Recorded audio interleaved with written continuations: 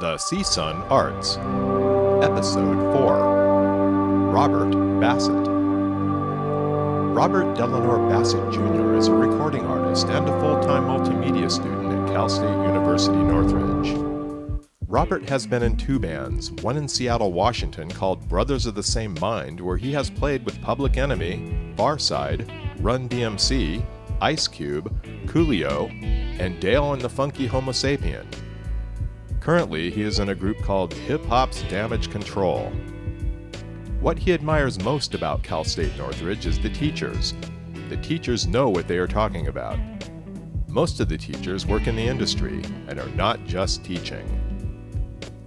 I decided to go back to school and get my degree because I feel it's solid to have a degree in something that I enjoy, and one that will help me in the new music and film business. Yeah, I did a CD that will be coming out in April 2010. It was inspired by my jazz teacher at Cal State Northridge, Glenn Garrett. He helped me get my ideas together by just taking his class. Glenn Garrett is a longtime jazz musician that teaches the history of jazz at Cal State Northridge. Robert was one of my favorite students to teach. He was inspiring. He came to class every night, really to soak up information.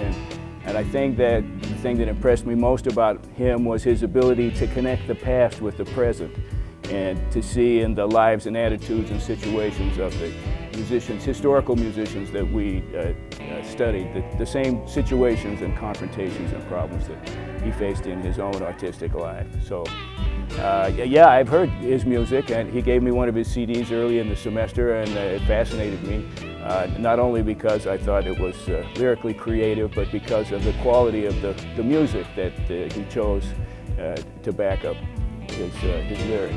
So I admire his music, and I'm glad that he asked me to participate in this.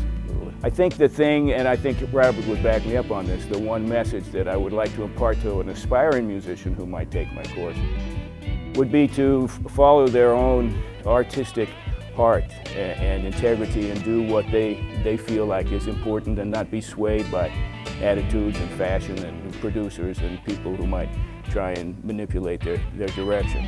And the other thing I would try to impart is for them to always stay open to new ideas and new concepts and new aesthetics and new ways of approaching their art form. I had to write a report in my jazz class, and I went to St. Nick's Pub in Harlem, New York, and heard this guy named TC III. It was a jazz club, and he had the most amazing voice ever.